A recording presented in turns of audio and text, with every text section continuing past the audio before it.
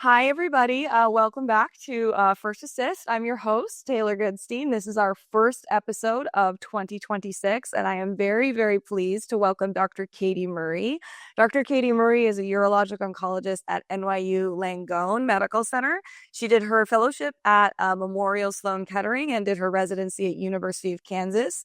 She treats a myriad of urologic oncologic conditions, but she's agreed to come on today to talk with us about what is our first user requested topic, which is some testicular cancer and some advanced management strategies and techniques in testicular cancer. So thank you so much for being here, Dr. Murray. Yeah, thanks so much, Taylor, for having me. I'm excited to be here and spend some time talking about testicular cancer, which I think, as we come through residency and fellowship, it's one of those things that is really tough, but we make a big impact on these patients, and they ask all of these good questions, so we must know the answer to we do big operations on them, so it's important. Exactly. And I remember having to read core curriculum every single year before in service because I was so confused at all the different words and phrases and what do you do for this versus that and then nodal status. So we'll try to get into a lot of that today. But let's start with a little bit of a softball. A man comes in with with a testicular mass. What's the workup that you're getting before taking them, to the operating room for an orchiectomy? Yeah, so I think there's a couple things, right? This happens. Patients show up either in your clinic. Very often they show up in the emergency department for one reason or another. And my residents calling me, overnight or in the afternoon or something about this. So important things, obviously, is physical exam. Because we can get tricked all the time, get call from the ER, oh, it's a testicular mass. It turns out to not be, in fact, a testicular mass. Things that are important on your exam. Stabilize the testicle in and of itself, and then do a good palpation of that testicle to make sure there's nothing, very deep in the testicle. And then the other thing is also to make note of the opposite testicle. Size, consistency, I think becomes important. Do they have a very small testicle on the other side? That might play into your, education before orchiectomy, things like that. So physical exam, obviously you need your serum tumor marker. So, and that, basically should be a reflex. The second year testis mass, you got to get those markers. So that would be an AFP, a beta HCG, and an LDH, with the two most important, of course, being AFP and HCG. And so you can do those right then and there on the spot. Even if you're questionable of whether it's a mass, it's not going to hurt to do those blood tests. And then, oftentimes because they're showing up into emergency department, or if there's any question, having a documented ultrasound can be important to show that you do have, a heterogeneous mass with blood flow in that testicle, right? It can give you some clues. Is it overtaking all the testicular volume? It can't allow you to size up the other or their testis at the same time. Or if you palpate one mass, maybe it's a multifocal mass, right? And you're missing those smaller ones on your physical exam. So that ultrasound can be important. So that's probably the most important. Okay, so a couple questions I have about that. One is the guidelines are very clear that cross-sectional imaging does not need to be done until after the orchiectomy is done. Is there any scenario or situation in which you're trying to get cross-sectional imaging beforehand? Yeah, so I think that's absolutely appropriate, but I always remember of the patient population we're dealing with, right? These are young individuals. Sometimes insurance is problematic. They're in that flux of life where they're between jobs or in school or deciding on school and things like that. And so sometimes just out of convenience factor, they're sitting there in the emergency department or whatever. And so getting that CAT scan just because you're going to need it in the future is not a disadvantage. And so we actually end up doing a lot of CT abdomen pelvises, when we have a confirmed testis mass, like in the ER, just to kind of have it. It's an extra piece of information at that point in time. But you're absolutely right. The guidelines say make your histologic diagnosis, your pathologic diagnosis based on the testicle, and then determine what that imaging should be. I think either one is okay. The one thing I will tell you out in practice, the caveat of that is If you're in your office, sometimes it's very hard to get a CT scan approved by insurance without that confirmed diagnosis, that pathologic diagnosis of testicular cancer. So sometimes you do need the orchiectomy so that you get that formal testicular cancer diagnosis in the chart so that it gets approved. Yeah, I remember doing the exact same thing in residency when a patient was in the ED. Kind of, if it was easy to get, to jump the gun on getting that cross sectional imaging while they were there. So I remember doing that as well. One other question I have about this initial workup, the staging of the patient for tumor markers depends on those post orchiectomy tumor markers. So I wondered as a trainee, and I'm sure other trainees wonder, like, how truly important are those pre-orchiectomy tumor markers? If you don't get them, for example, is that a surgery that needs to get canceled? You got to drill them in the pre-op area. Got it. I think they're so utter important. Now, are there situations, of course, where patients have gotten into, or people have done an orchiectomy without getting those tumor markers, and assuming that they are normal or negative post-orchiectomy, then, you never know what they were beforehand. But it's a little bit, in that scenario, you're happy, obviously, that it went down. But the importance is you never know if that patient's original tumor gave off tumor markers or not. So how important are your tumor markers in your subsequent surveillance, right? Where did they have a tumor marker secreting tumor, or did they never have that? Which happens, right?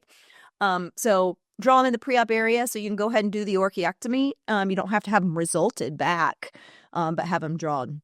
Okay. And then how quickly are you trying to get these patients in for orchiectomy? Is there a time-sensitive nature to this? Yeah, so I always think back of my residency, and I remember, and I think this is kind of what we do. Never let a midnight pass on a testis mass was kind of like our theme or things that we would say, and that doesn't, you don't have to take that literal, right? You don't have to be doing emergent middle of the night on call orchiectomies, but it does say that this is not something to say, oh, see me in clinic in 2 to 3 weeks and then I'll get you, I booked out 6 weeks for the OR and things like that. So I think within a week, is a reasonable time frame. Again, it kind of goes back again to that patient population. They're in front of you today. You just cannot risk losing a testicular cancer patient because it's such a curable disease. And sometimes, oftentimes curable with orchiectomy alone. So you can't let that opportunity pass. Now, times that it's more important, or you really need to kind of, triggering your brain to think it's okay to wait a little bit longer. A patient with a solitary testis, a atrophic testis on the other side, who has not had children, very much desires children. It's okay to give it a few days to allow for that sperm banking and cryopreservation to happen before you take them to orchiectomy, because that is impactful on the rest of their life. Are you making sure to kind of talk to those patients about every patient about sperm banking before their initial orchiectomy? Is that your time point in which you like to have that conversation?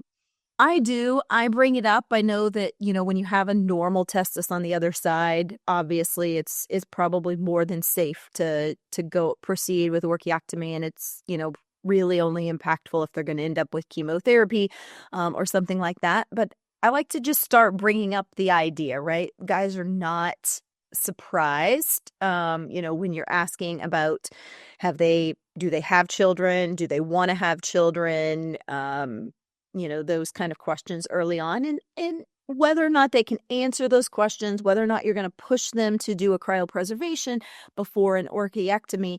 But it just starts putting it in the back of their mind, and they start lingering it like, okay, we're not just going to be having cancer conversations with this doctor. I'm having like legit, life futuristic conversations with this doctor. Right. Sets that comfort level up. Right. So I'm thinking about like the stats that I know about, your infertility rates with a single testicle is around, I think 18-20% is what is quoted.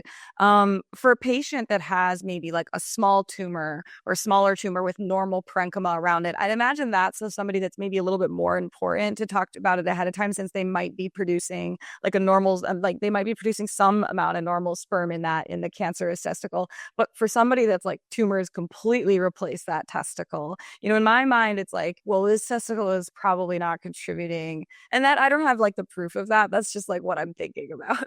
Yeah, I think you're totally right. I don't have any data or anything to argue with you, but I think you're right. Meaning, if the mass it's one of those where it's taken over every seminiferous tubule in the testis, and there's no testis left.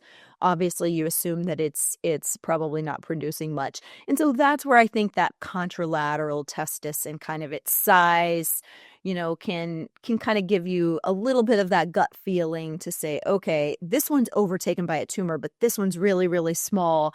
Might at least get a semen analysis just to kind of see where we're at. And then the counseling, you kind of, can frame the patient expectations a little bit more as well. Let's talk a little bit about surgery itself. So couple of kind of, I think, maybe obviously radical orchiectomy, and then to your point, like adding them on quickly. That was something we would do in my residency. And it's not like it's a cystectomy that's going to take you like 5 hours. This is a relatively, short procedure. So I was seeing our oncologist kind of order, like adding this on, like at the end of their days, beginning of their days. Like it was really quite easy to kind of get it in a timely manner. I've never seen a partial orchiectomy. I've read about it. I know Europe. I know it's a lot bigger in Europe. I was wondering if that's ever something that you've done or part of your repertoire, something you think about with small, testicular masses. Yeah. So I think as a routine across the board, my gut would say, I don't ever bring it up or offer it to patients who have a normal contralateral testis. It doesn't really come up in my thought process or anything from that perspective. Have I done it before? I have. When I was early out in practice, I did it, and this poor kid was he did have kind of an atrophic testicle on the other side and was extremely hesitant and worried, and so I did a partial orchiectomy, and I didn't like it. I wasn't excited about doing it, but it was the only thing he was going to sign up for, and I had to do something for him. But the important things I think for that is to make sure you have that ultrasound, make sure you're not missing a multifocal mass. It's still a radical inguinal approach. Not radical, but inguinal approach, right? And You're still going to deliver the testis. You're going to do everything that you would otherwise do, have an intraoperative ultrasound, having the capabilities of frozen sections, but also understanding that they may not be very reliable. From that perspective, and then have your plan in place. If you're doing a partial orchiectomy, are you doing it because it's a small mass and you're questionable whether or not it's cancer and you don't want to take out a non-cancerous testicle, or are you doing it because you're really trying to preserve tubules and preserve testis, and that it's cancer from an oncologic perspective? And so I think basically preoperatively with that patient having a plan. If this comes back and it's a cancer, I'm going to proceed and take out the whole thing, or no matter what, I'm just doing a partial. If I can get it partialed and get it out, I think is probably the bigger part of it. And then just so trainees know, I think that size limit for partial orchiectomy that's quoted is around 2 centimeters. There's also a discussion about sampling nearby, parenchyma for GCNIS.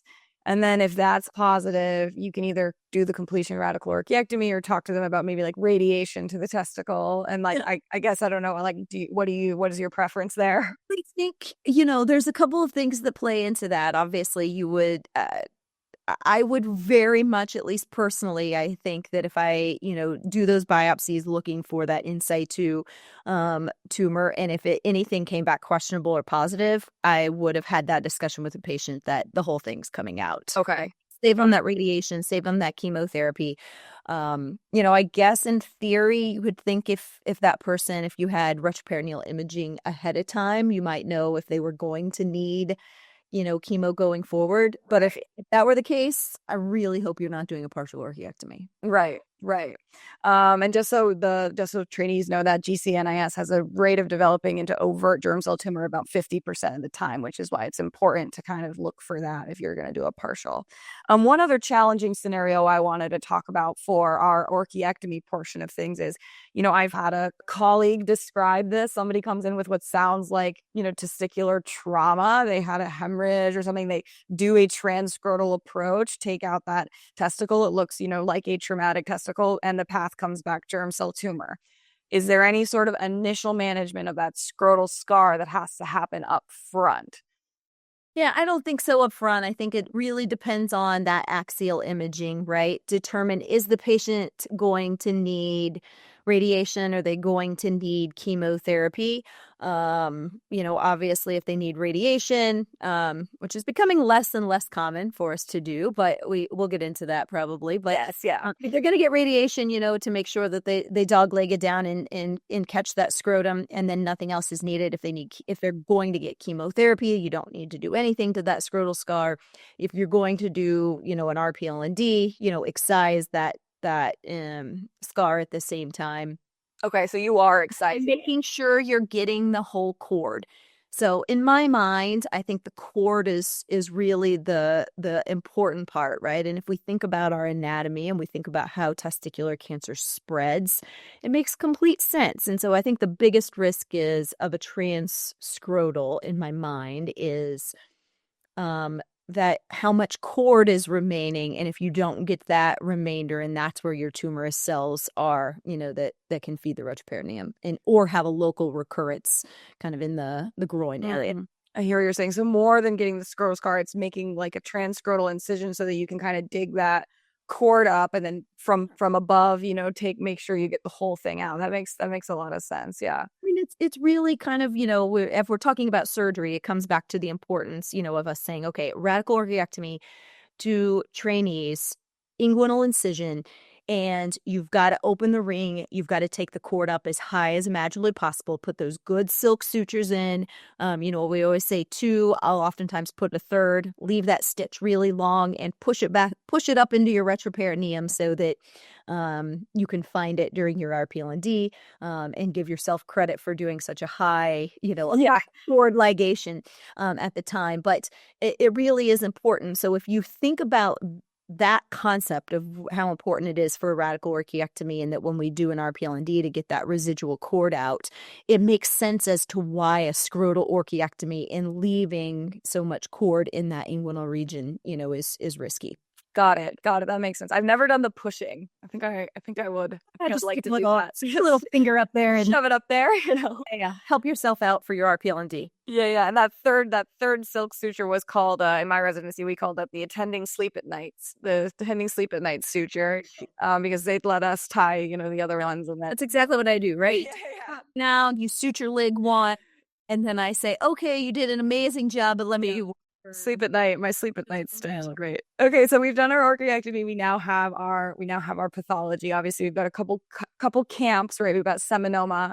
We've got non-seminomatous germ cell tumor. I think there's a lot to kind of get in about the histology, but maybe I'd like to kind of focus on management moving forward, so I think I'll probably skip over all that. Although I will say, I do think that just from a histologic perspective, testicular cancer is so fascinating, right? Because it's like pluripotent cancer.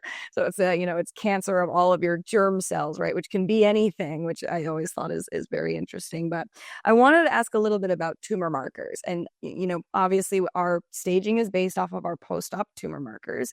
And that if they're elevated and we're wanting to see, let's say our cross-sectional imaging is negative and we still have, so we're kind of in that like S1 staging area. If they're trending down, how long will you kind of watch that before deciding, to make a decision about starting chemotherapy? I want to say forever, that it continues, to come down, but, probably 6-ish weeks, I think, is reasonable. And I just kind of made that up, now, but, I think what's important is the patient's an immediate post-op appointment. So you're usually, majority of us, see a patient back 1 to 2 weeks post-op. You have their pathology results. You're talking about that. And then you draw tumor markers at that appointment. You can somewhat predict what they might be based upon the preoperative markers. Um, and, I will make those patients come back kind of every couple of weeks and continue to watch them come down over time. Now, does that mean I have to physically see them every single time? It doesn't, but I think doing it every couple of weeks is important. I've seen people get burned a couple of times over saying, okay, it came down at first post-op appointment. It came down like 2 weeks later. I'll see you back in 6 weeks or 8 weeks and we'll recheck it again and kind of leveled out or creep their way going up. And you think, man, if I would have just seen them every 2 weeks, there could have I caught it. Now the treatment doesn't change. Right. I think the caveat, I think, in my mind, the way that I was thinking about it is if there are positive markers, you prefer chemo to like primary RPL&D. Is that generally like the way to think about it? Yeah, all day long. Perfect. Great. Love it. Glad I made that connection. And then the primary RPL&D patients who have, let's say, negative tumor markers, negative cross-sectional imaging, I know that the guidelines don't necessarily recommend a risk-adapted approach, but those higher risk patients are going to be our embryonal predominances and our LVIs. Are you considering primary RPL&D more strongly in those patients? Probably the answer to that is yes, meaning just the way you counsel a patient depending upon their pathology, right? When you have an 80% embryonal versus a 0% embryonal, right? Your gut feeling gives you, that concern for early recurrence from that perspective. So probably yes, we're doing that risk adapted approach. Now that being said, I will tell you, and I think a majority of people that treat testis cancer across the board will tell this is, with truly negative retroperitoneum and negative tumor markers in a compliant patient who really understands what you're giving them, even with that, a high risk of embryonal which or high percentage of embryonal that makes them higher risk of recurrence. The number of times I've done a primary RPL&D practice is very few and far between. And I think the key concept here for trainees is, if you have seminoma and negative imaging, negative markers afterwards, you've cured them. Like 90% of those have been cured by orchiectomy. For non-sem, it's 70%. But I think the key statistic is that almost all of them are salvageable at the time of recurrence. So it's not like a lot of the cancers we deal with, where like once it's spread, you're kind of hosed and, you're talking about trying to get as much of the local, like you're trying to get it before it, metastasizes into testicular cancer. Almost everyone is salvageable, which is why we have this conversation of what's the best thing to do. Well, I think, one thing that I said that I think is probably the most important is as long as the patient understands and is going to be compliant. Compliant, yes, exactly. Right? So, in my life, I work at NYU and I also work at the City Hospital in New York. And, sometimes my conversations could look a little bit different, based on, a patient and how compliant and how well they understand how important it is for them to continue all that follow-up. Because like you said, that 10% versus that, 30-40%, risk of recurrence. And that really, it all determines is if you're being followed and you find it. Right. The outcomes don't matter, right? Or the outcomes matter, but then the treatment is the same and people do just as well no matter what. But if you don't find it because they don't come back, then that's not in fact the truth. You can end up in in that situation. Yeah. That's how we get ourselves into trouble. And then it's really just my reminder of that.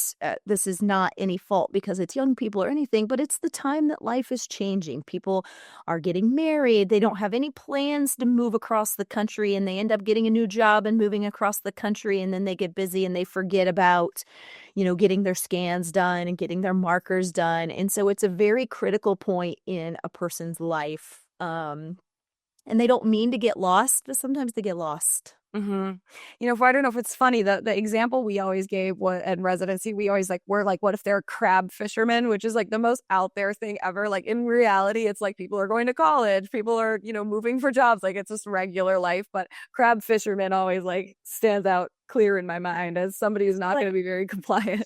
Like, wait a minute, this guy's gonna run away and be, fishing Yeah. 9 means Yeah. and catching his crabs. All right, fair enough. Yeah, exactly, exactly. Okay, so that I think we've kind of covered an initial area of when to consider maybe potentially primary RPLND. One caveat I wanted to make sure that I mentioned for listeners is when we're talking about seminoma versus non-sem, and we have a positive AFP and seminoma pathology, that patient, remember, gets shunted into being treated as a non-sem patient. So that all of the kind of considerations and follow-ups for them need to be non-sem. But let's talk about, so we did say elevated markers, chemo first. And then does that change at all if your imaging is negative versus imaging is positive, right? Because I guess you could consider negative. Okay, got it. Great. I don't think so, right? Yeah. It's a reminder that markers are blood, and blood needs treated with blood appropriate things, right? Yeah. Surgery doesn't treat blood. Systemic therapy treats blood, right? And so Exactly. I know that's a very simplistic way to No, I love it. but you can explain that to patients and they understand it as well. Okay. And primary RPLND is now an option for seminoma. It's based on the SEMS trial. Is this something that you've done or you're recommending to patients or, considering as part of your repertoire? Yeah, I think, it's pretty exciting, and it's something that I have uptaken much more quickly than I thought that I would, of how often these patients have kind of come up. And I've been a little bit surprised, I think, if, we have these multidisciplinary tumor boards and we're discussing it with radiation and rad-onc, med-onc, and ourselves as urology. And med-onc and rad-onc are totally on board as well. They're like, radiation comes with side effects, right? This is a 20-year-old. Yeah. What that long-term effect looks like. And chemotherapy is, also has toxicities. This kid, we're dealing with cardiac issues or future cancers or Hearing loss. and That's a big one. of their life versus Katie, just do surgery, right? And you're kind of like, well, you're acting like easiest thing in the world. That's not necessarily the truth, but I do think it's a great option for patients. It can be very helpful, and we've uptaken it pretty darn quickly. No, I think that's exactly right. And a really important consideration, the side effects of chemo, the side effects of radiation just kind of compound over time. And when you're giving that to a 20-year-old, like what are they going to deal with when they're in their 80s? It could be a really significant quality of life impact. Well, I think, Taylor, I was just going to say something that I think is important to consider when we think about this it's all dependent upon the disease. Sometimes we say, and historically we've said, oh, chemotherapy is not that big of a deal. It's great. The side effects, you'll tolerate them just fine, or radiation, you do what you do. But now that we have something else to offer that maybe, weighs it, tips the scale a little bit better, meaning you have a very advanced patient, you're not going to scare them off of chemotherapy or radiation therapy. Right. Because that's what they need, right? But now that we throw this in our armamentarium and have something else to offer, then we can say, you know what? The side effects of those other two things were quite poor. And now we can admit that a little bit more openly than we could pre-SIMS, I think. Yeah, because we have another option. Yeah, exactly.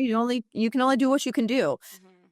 So the SEMS trial was a little bit funny to me, and like in the nodes that were included, right? Because it kind of crossed that boundary between N1 and N2 disease. So N1 being, less than, like, I think it was less than 2 centimeters in size, 1 to 5 lymph nodes, and then N2 being 2 to 5, none of them greater than 5 centimeters in size. It's like it's all 2s and 5s. But SEMS went up to 3 centimeters was their limit. So they are you using that limit like strictly, or are you maybe hedging it to kind of include a little bit more of that N2 category, depending on specifically what the patient is bringing to the table? Yeah, I think, I agree with you completely. We've had this discussion, like, why did this happen? Obviously, it's a numbers game, meaning it's a lot harder to find pure N1s in seminoma to accrue to a trial. And so you stretch it up to 3 centimeters. You're going to get a few more patients and be able to enroll more quickly, from that. But you're right. It doesn't say all N1, only N1. It doesn't say all N2s. It's like this 3 centimeter. And so then you're like, oh, now you guys put another number in my mind. Exactly. But I think, I think it more so is just trying to get to the meat of, when you look at the image and you look at the retroperitoneum,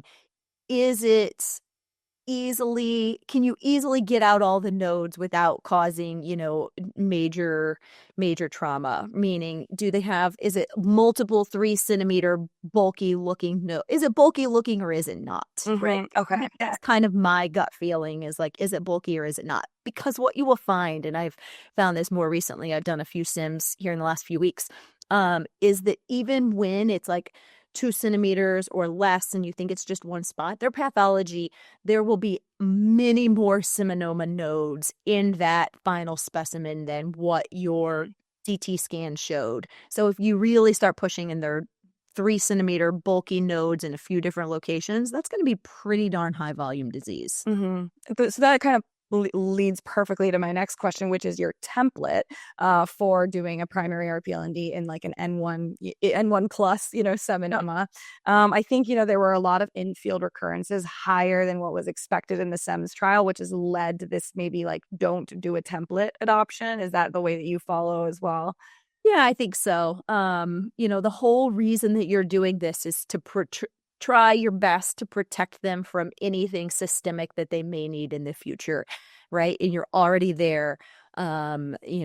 Obviously all of our biases and our trainings come into effect a little bit. So I'm a full bilateral, non-templated person across the board, but, you're there, you're in front of it. And honestly, what ends up happening, and this is so fresh on my mind because I've done a few RPLNDs here in the last couple of weeks. We've just had a bunch, crazily. And, part of getting that full dissection or ensuring that you get all the nodes that you want to get really is seeing the whole entire retroperitoneum, which often means you're, opening up to both sides all the way, ensuring you're not missing anything. So, but I think that's true. What I was mentioning of it always ends up being more nodes on the SIMS Right. than what your scan showed you. And that explains the infield recurrences. That just, really explains some of those outcomes from SIMS. So, and biologically, there's thought to be maybe a little bit more of like a lymph node sort of like spreading of seminoma and maybe more of a hematogenious spreading of non-sem. Am I understanding that correctly? Yeah, I think so. Right. And we know that with our tumor markers, you start thinking of how we think of embryonal, of choreo, just kind of going back to that ultimate, like, kind of gut feeling. I said, like, surgery doesn't treat blood, but surgery can treat nodes, right? Kind of concept of what that is. So I think that's true for seminoma versus non-sim. And then I did want to jump back a little bit. You talked briefly about radiation. And, I think earlier we said maybe radiation is kind of falling out of favor for seminoma. Just to frame that, you can do radiation as an option, guideline option for kind of primary, no retroperitoneal disease, but just kind of like adjuvantly. And then for, I think, N1, N2 seminoma has historically been recommended. But I haven't seen that very much. Yeah. I'll be totally honest. I haven't either in all of my, and I'm not that old, but in the last 10 or 15 years that I've been in practice and in fellowship and in training, I think it's been extremely rare, for us to really even multidisciplinary come together and say this person actually should go get radiation. So I do think now that it's falling out of favor. That being said, it's absolutely appropriate. It is a very good treatment option for patients with clinical stage 2 seminoma, probably very much the same population as the SEMS people, right? Big, bulky nodes type of patients. And seminoma responds extremely well to radiation. So it is not wrong in the guidelines, and there's good evidence. So it's probably not going to fall away, but becoming less and less utilized. Maybe this is your patient with like pre-existing hearing loss and contraindications to surgery. Like, Yeah. somebody like that, which Something is rare in this population. Yeah, exactly. That all of the stories put together, just like, oh, that gut feeling to Right. wanting to do surgery. Chemo's just not a great idea for one reason or another, and it pops up sometimes in young. So let's jump into our post chemo RPLND, kind of our big, our kind of our big category here. When somebody's gotten chemo, how long are you generally waiting? Because you can finish chemo and still have shrinkage that happens. How long do you like to wait before going for surgery in the post chemo RPLND setting? Yeah. So I usually say that when they finish their last cycle of chemo, and they get their post chemo scans, you're probably taking them to the operating room within about six to 8 weeks after their last dosage of chemotherapy. That being said, I do require patients to have repeat imaging. I like to say 1 week. It ends up sometimes being closer to 2 weeks before RPL&D. At that point in time, it's usually not changing my mind of whether or not I think they should have an RPL&D. It's just for my own knowledge of what it's going to look like when I get in there. From a nodal status, because you're right, they do, they can continue to shrink a little bit over time. Are you are you watching that? Like, if you're seeing some significant shrinkage at all in that, let's say you were dealing with a non-sem and our cutoff being a centimeter right after chemo, maybe their mass was 3 centimeters, and then you get, a week before surgery, you get it and it's like, 1.5, is that maybe somebody that you're like, maybe let's just watch this a little bit more and see if it keeps shrinking? I want to tell you yes, but probably no. Got it. In that, I think 6 weeks thereafter, yeah, it has some residual shrinkage, from that aspect. Now, so you gave me a one where it was like 3 centimeters after. That's still pretty stinking big.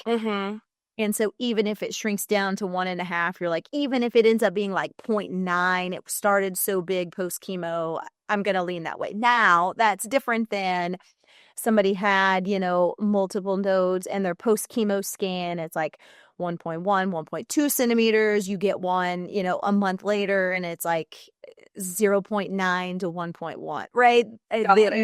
Really being on that verge. But I think that the appearance of how big it was on maybe even pre-chemo scans and then the post-chemo scans to see the response. And then one thing we even said is God forbid, do they have teratoma in their primary, and how that might, lead into your gut feeling of whether or not you should RPLD.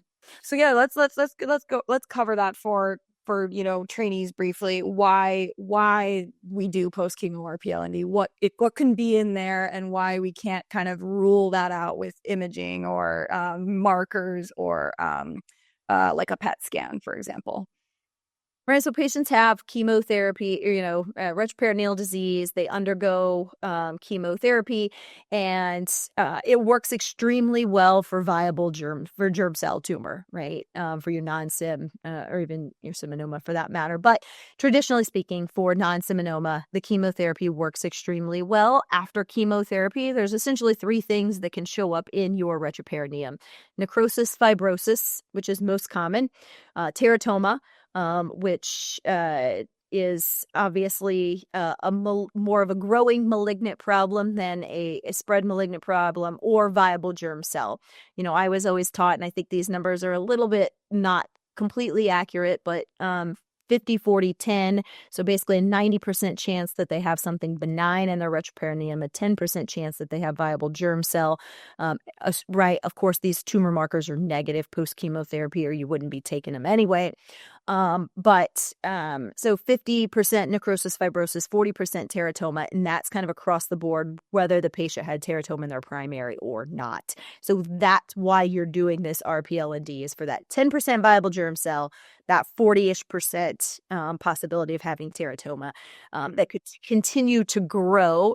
Teratoma is not responsive to chemotherapy. So if you have a patient who's having chemotherapy and post-chemotherapy scans show that their mass has gotten larger, right, they probably have teratoma, growing teratoma, and more chemotherapy is not correct in that situation. That patient needs to go more quickly than not to RPL&D. Because that teratoma can grow relatively quickly and make a surgical nightmare of trying to get that out. You're taking out kidneys, you're all sorts of stuff like that. That's the trigger, I think, with growing teratomas, right? You're doing the right thing. You're putting this patient through chemotherapy, and you know that it's the right thing, and then all of a sudden your post chemo scans and it's bigger. That kind of gives you that gut drop. You still did the right thing. They had viable germ cell in there, and it treated that. But that growing teratoma really does. I'm kind of like doing this like a worm or like that. A parasite or something and grows. It surrounds ureters and vessels and everything, and really can be problematic and cause, surgical nightmares, and it grows quickly. That's where I said more quickly than not. Message into the operating room. Yes. And I think, all of this, like when to do what, it was so confusing to me as a trainee. And then I think the moment I got into my head, like markers positive equals chemo, like markers positive equals chemo. If they get chemo and their markers are still positive, they get more chemo.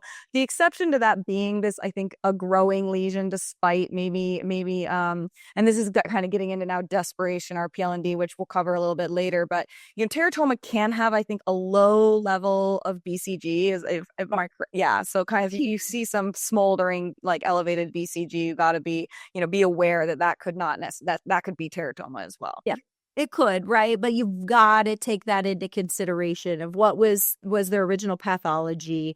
What was their markers beforehand, and kind of that's why it's important they're following markers throughout their chemotherapy all at the same time, and kind of seeing what those numbers are. So those are the ones that are tricky, right? Because there are all the exceptions to the rules, and we don't like exceptions to the rules because exceptions to the rules make us think and have to have very hard conversations with patients. Right. I just thought of, and I can't believe I didn't think about this earlier, but if you get your orchiectomy specimen, you have teratoma, but you have like malignant conversion of that teratoma, that's another person that goes straight to RPLND regardless of having node, positive imaging or anything like that. Right. Yeah. So anyway, just add that little asterisk. All the caveats. All the caveats. Yeah.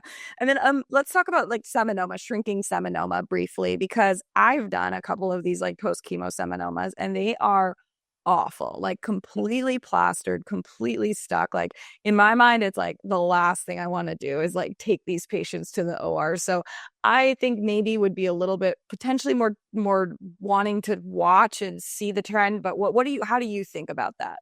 Yeah, I think you're absolutely right? This happens.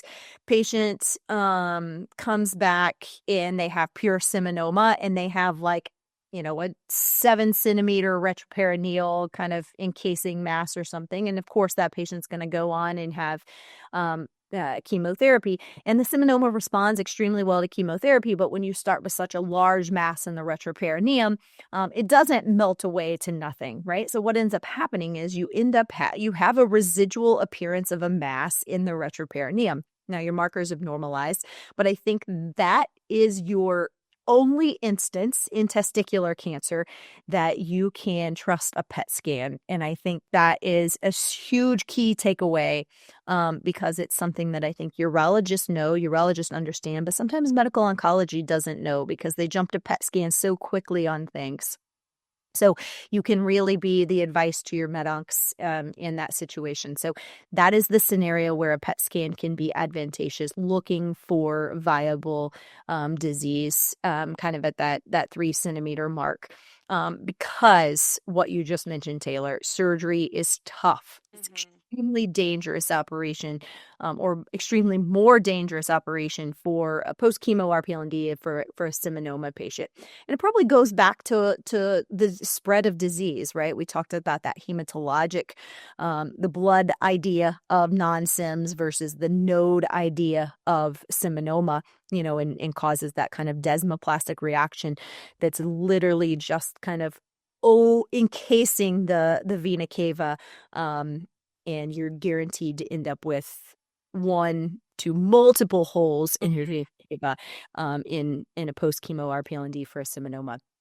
So I do think that monitoring those patients and watching that residual shrink from those large tumors, because they will continue to shrink down, and then every few images you can get a PET scan to confirm that it's not viable. Okay. That yeah, I like that. I like that a lot.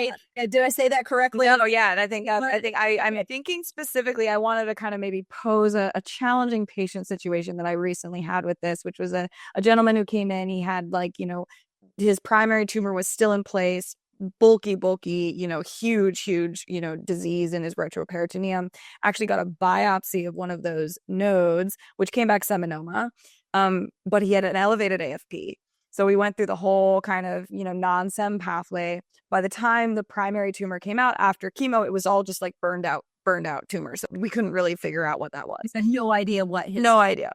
Yep. He shrank significantly, but he still had like a residual, like 1.5 kind of centimeter, which, for that would be well below if it was seminoma, but because we were treating him like because it's, yep. Yeah. So we took him and it was literally like just completely stuck, like to the point where, we would have had to take his kidney. We probably would have had to reconstruct the aorta. And we kind of did this like intraoperative, gut check decision making. Like, first of all, one of the things my attending said, he was like touching it. And he's like, this doesn't feel like cancer. I'm like, really? Like, you can like tell that? And I don't know if that's something that you get like a kind of a gut check about when you're in there.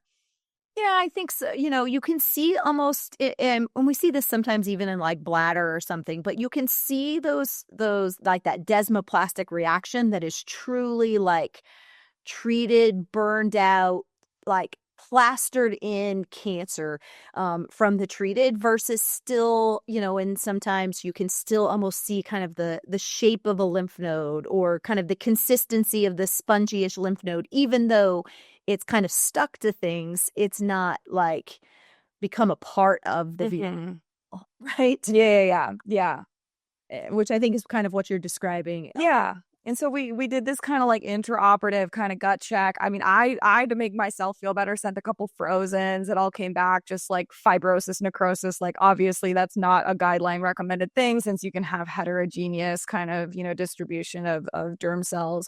But I think because of the whole story and how much she had shrank and the confusion, we ended up like not going full send on like taking this 20-year-old's kidney out and like reconstructing his aorta, all this stuff, because of like kind of thinking about, and I think on a case-by-case thing, like you're going to be a little bit more aggressive in situations where I think you can more, prove that you're dealing with viable germ cell tumor or prove that you're dealing with teratoma. And I just wanted to make sure, like, ask if like that's kind of the way that you think about it as well. Yeah, I think so, right? You're sitting there, basically what you guys did in the OR is you're saying, okay, this kid clearly had a mixed of non-sim and seminoma. Is this that we're operating on? Is this kind of the residual desmoplastic of his portion of seminoma? And that's why we're struggling so much. And if that is the case, then under, basically what we're looking at in this size, it's very reasonable to watch this person. Right. Exactly. So I think that is a patient that you can follow with a PET scan. Right? Yeah. Because you're assuming that component that you couldn't get out was seminoma. Yeah. I think that's what you're assuming, right? Mm-hmm. We've talked a little bit about the getting the ipsilateral cord. I just wanted to briefly kind of talk about pelvic nodes if you're going after those ever. Yeah. I think it's really important, and this is something we haven't said, but extremely important to not look at only your post-chemo CT scan, but look at your pre-chemo CT scan and know exactly what disease the patient started with. Because that's where you really have to make sure that you get all of those nodes out. And pelvis is one of the locations, or low retroperitoneum is one of those locations that I think, can be a setup for failure or recurrence, because it's a little bit below the crossing of the ureter over the iliac or something like that. That being said, I end up going low down the common iliacs to the bifurcation of the common on a majority, and partially is also because that's a really full node packet and you almost have to go that low. Otherwise, you're cutting through a lymph node and you're going to end up with a lymphocele. And so it kind of goes back to a surgical principle of, when we do this in prostate, we do it in bladder, right? It's you either take out the node or you leave it. You can't kind of way through it. And so obviously for testis then ends up going a little bit lower. So I wouldn't say I do a full I don't do a full pelvic lymph node by any means. Take it down to that bifurcation. Yeah, I think that makes a lot of sense. We're getting close to the end of our time. I just maybe a couple more questions. Flying. I know. Times flies when you talk about testicular cancer. That's what they say, right? So I had a quick question about just counseling of complications for patients and like what you tell. I mean, I'd imagine that in the post-chemo setting, we're not doing nerve sparing. We're not thinking about that. And so you're telling everyone anejaculation is going to be a thing. What sort of do you prepare them for? Numbers do you give them about other complications after surgery? Yeah, so I think you probably the most important, when I just going through counseling for any patient, right? For a big, open surgery, obviously you're going to sleep with general anesthesia, pain, bleeding, infection, damage to surrounding structures, right? Yeah. That covers everything, but a kid or an adult, people have no idea what that means, right? And so I'm saying, okay, literally what we're doing is I'm moving all of your intestines out of the way. So in the process, there's a lot of things that I do to make sure that I'm protecting that and protecting the blood vessels that supply that. But I, could damage something. I hope that I recognize it when I damage it, and so that I can fix it at the same time. But, I worry about your intestines. I worry about your blood vessels, and those kind of things. And I have people to help me. So about a 10% risk of, something critical happening, requiring blood transfusions, needing any sort of operation on your intestines or something like that. And this is kind of a straightforward RPL&D, post PL&D with nothing weird, Right. We're always Circling around the renal. exactly. Yeah. And kind of just talking about a routine when, and when I talk about the anejaculation, I'm very clear that is extremely different than orgasm. And I'm very clear with my words. I'm not shy in saying that. I'm like, it will feel the same. You will have an orgasm. It'll feel like that, but it'll just be very confusing because you'll look down and you don't make a mess. There's nothing there. Mm-hmm. And, because people don't know what the word ejaculate means and they don't know what these things mean. Right. And so I'm pretty honest and simple with those kind of words. And it's not retrograde ejaculation, which a lot of people kind of that got passed down, I think, as a misnomer. It's literally an ejaculation. It's not going backwards. It's just not coming out of the ejaculatory duct. No. Correct.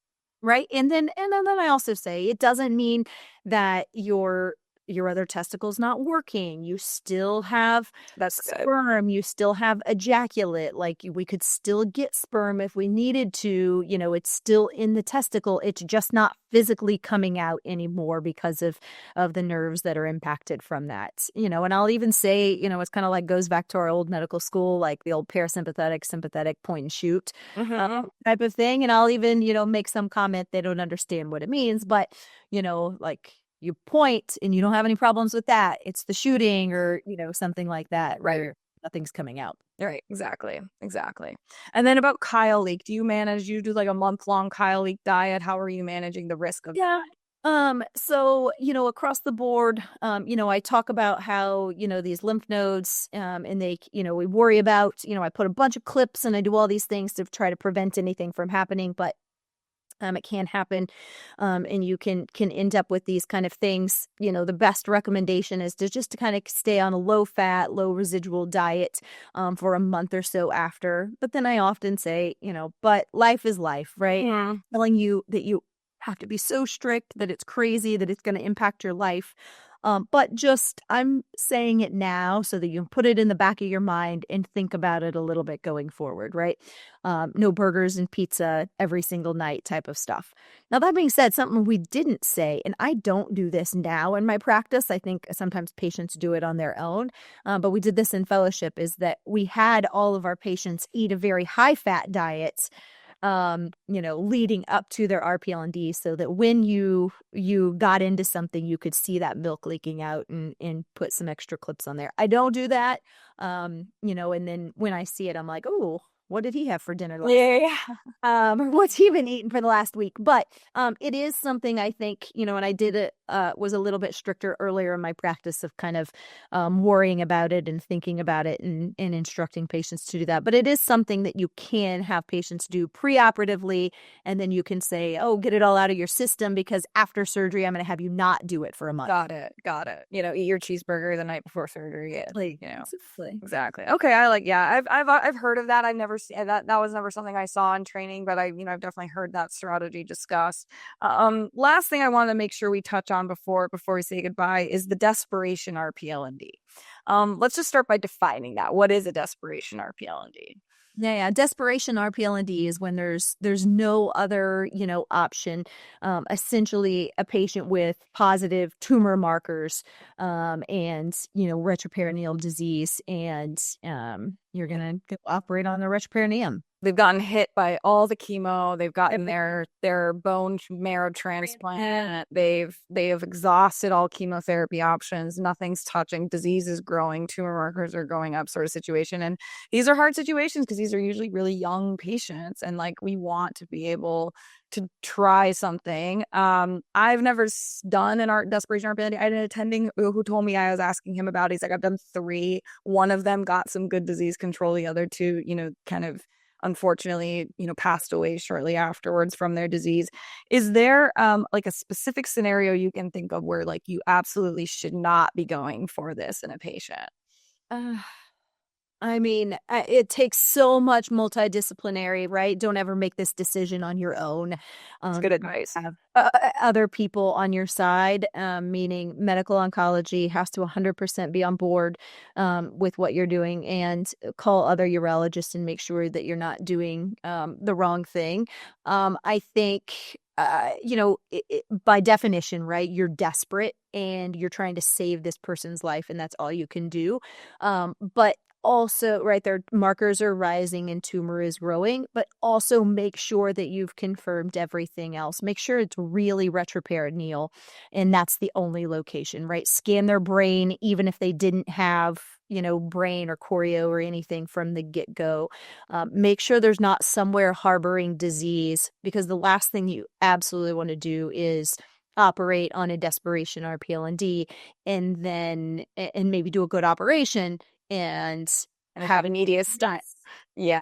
Having missed something stupid, from that perspective. I personally have done in practice a desperation RPL&D for that kind of exact scenario. Patient, post-transplant, everything, but just continual retroperitoneal disease, and AFP lingering, kind of, residual elevated, and there's no way it can be coming from anywhere else, and literally no more chemotherapy to give them. And so I did it. It's ugly. You don't feel good about it because you don't know if you got it, what you were after, because you're not really after anything from that perspective. That being said, right, other things to make sure, that you're considering in that situation, which I do think, like for this patient, for example, was impactful, is, he had some somatic transformation, right? And so we found that in his retroperitoneal specimen. And then, then you can have a discussion, is there a different chemotherapy? Right. Now that he has some adeno or something, in his retroperitoneum. So that maybe a needle biopsy by itself would have not picked up on. Right. So maybe it's okay, but ask for help. Not because the surgery necessarily is hard, but the decision is a big deal. I think when I was looking, when I was first starting to look at these scans for RPL&D, obviously I'm paying attention to like, where's the tumor going around the aorta? Where's the tumor going around the IVC? Like, where are the lumbars? Where are the renal like what are the kidney, veins and arteries? And one of the things that I think it took me a while to recognize as perhaps the most important like factor is where the SMA is relative to tumor.